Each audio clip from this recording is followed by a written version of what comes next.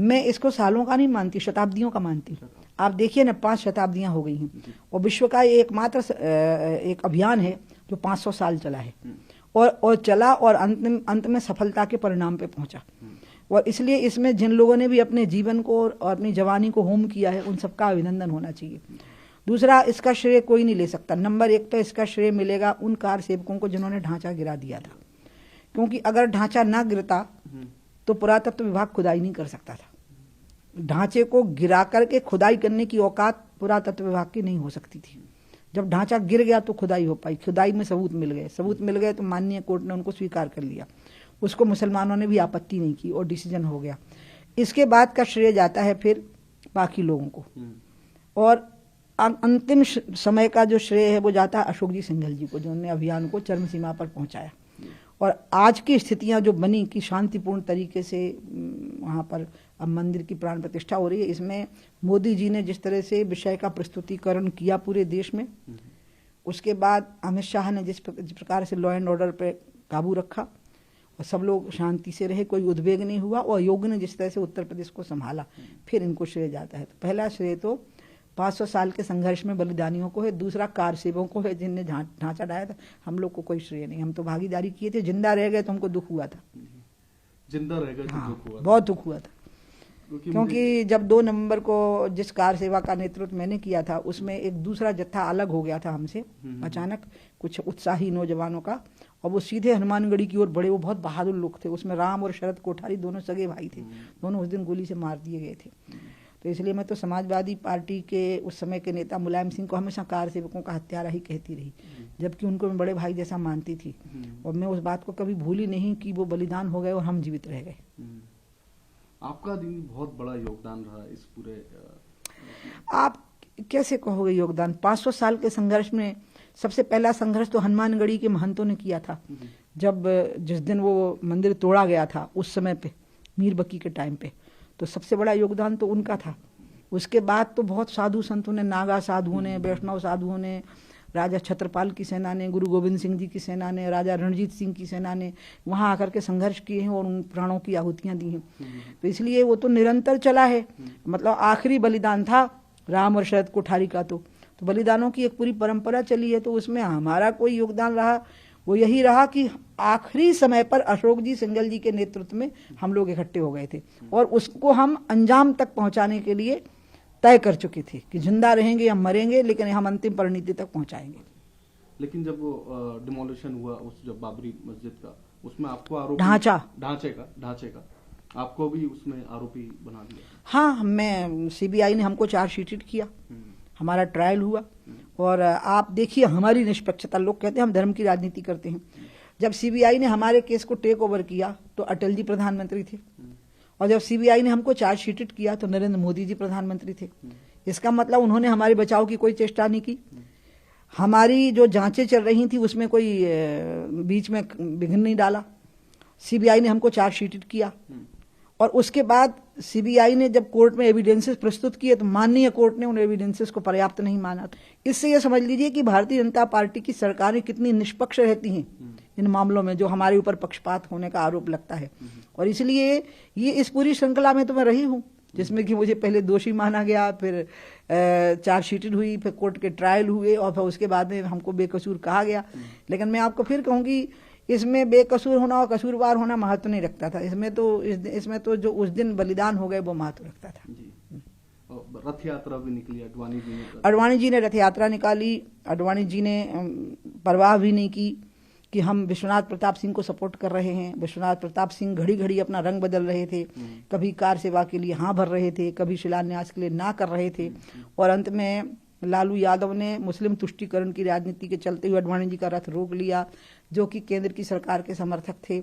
हम जानते थे कि अब सरकार गिर जाएगी और हम सरकार के सपोर्टर हैं, और हमको ये भी पता था मुलायम सिंह की सरकार भी गिरा लेंगे। वो सब हो गया, लेकिन हम तो किसी भी प्रकार के बलिदान के लिए तैयार थे। आज एएनआई जब मुझसे पूछ रहा है तो मैं अडवाणी जी का एक छोटा सा प्रसंग सुना सकती हूँ, अगर आप उसको अनकट रखें तो।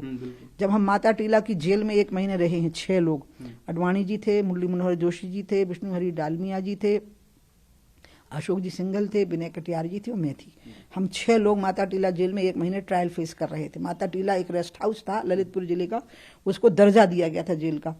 तो वहां पर अडवाणी जी शाम को टहलने को निकलते थे, तो मुझे जेल की अथॉरिटीज ने मुझे कहा, क्योंकि मेरी जिम्मेवारी थी एडमिनिस्ट्रेशन से बात करना कैदियों की तरफ से।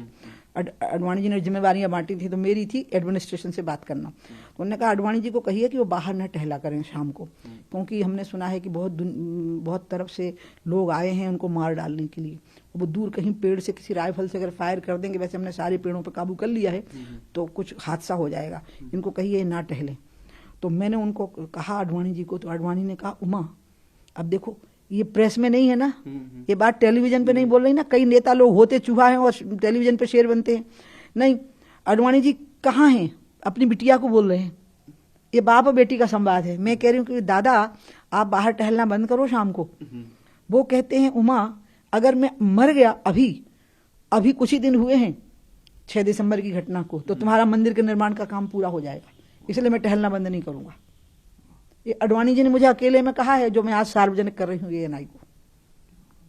तो आप ऐसे कितने लोगों को याद करेंगे जो वहां मर गए थे, जो वहां मर जाने के लिए आतुर थे और जो पछता रहे हैं कि हम वहां नहीं मरे। इसमें क्या था, असल में कांग्रेस की जो कंडीशन थी वो स्पिलिट पर्सनालिटी की थी, उनका दोहरा व्यक्तित्व हो गया था।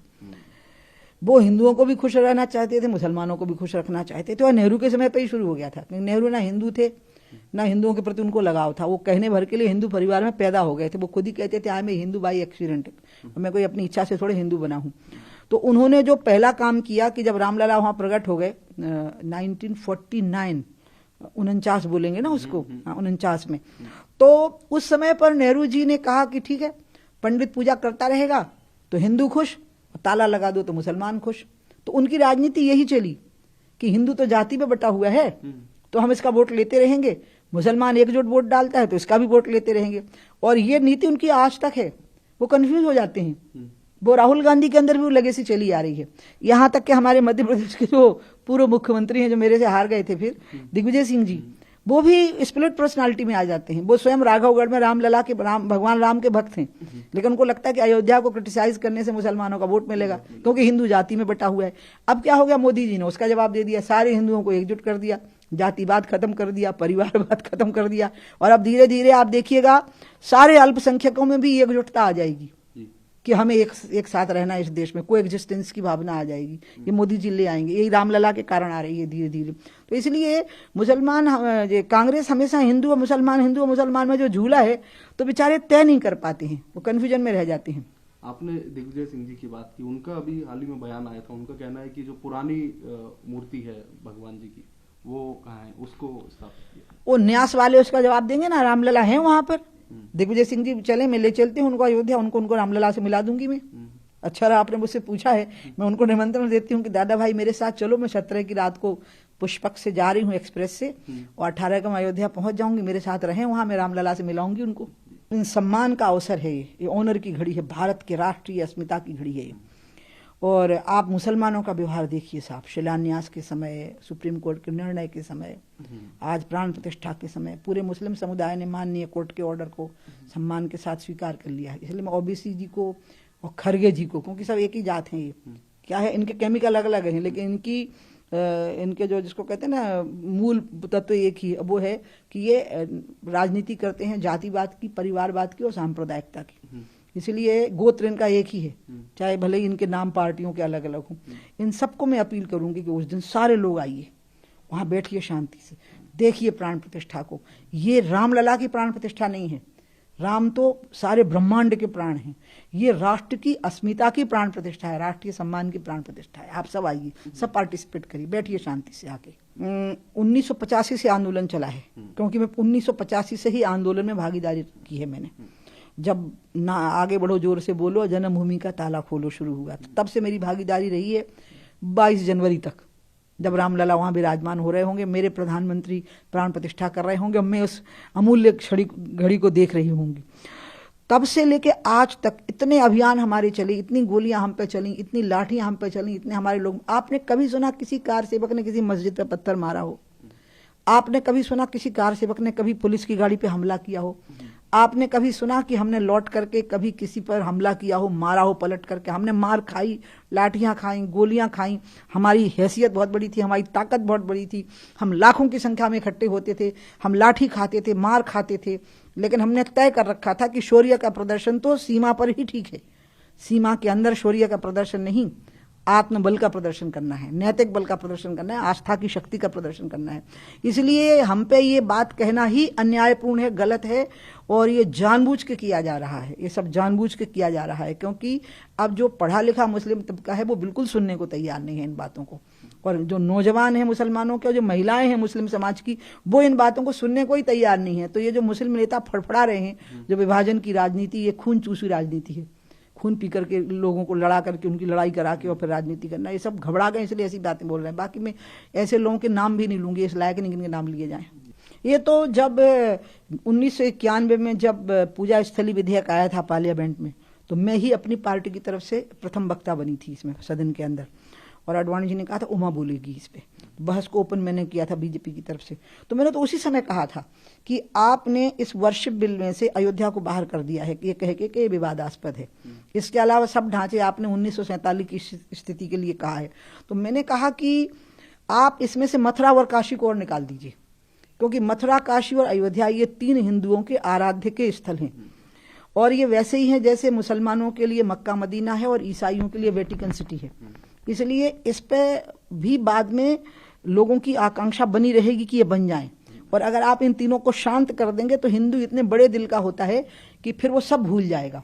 इसलिए आप अपना दिल बड़ा करिए, क्योंकि तीनों जगह पर जो स्थान बनाए हैं मुसलमान इन्वेडर्स ने, वो उनके धार्मिक स्थान नहीं है, वो मक्का मदीना है। तो यहाँ कोई मक्का मदीना नहीं है, वो वेटिकन सिटी है ईसाइयों का, यहाँ कोई वेटिकन सिटी नहीं है। उनके आस्था का केंद्र बिंदु यहाँ कहीं नहीं है, ना अयोध्या में, ना मथुरा में, ना काशी में। और ये तीनों हमारे आस्था के केंद्र हैं, राम, कृष्ण और शिव, ये हमारे आस्था के केंद्र हैं। इसलिए इनमें आस्था का टकराव नहीं है। तो आप ये तीनों स्थान बाहर कर दीजिए इस विधेयक से, और तीनों पर मंदिर का निर्माण होने दीजिए। तो मैं तो पहले से कह रही हूँ कि मथुरा और काशी पर भी भव्य मंदिर का निर्माण होना चाहिए। वो अभी भी नहीं हुआ है, ना काशी में हुआ है, ना मथुरा में हुआ, होना चाहिए। जहाँ कृष्ण जन्मभूमि है वहीं मंदिर बनना चाहिए, और जहाँ काशी विश्वनाथ विराजमान है वहीं मंदिर बनना चाहिए।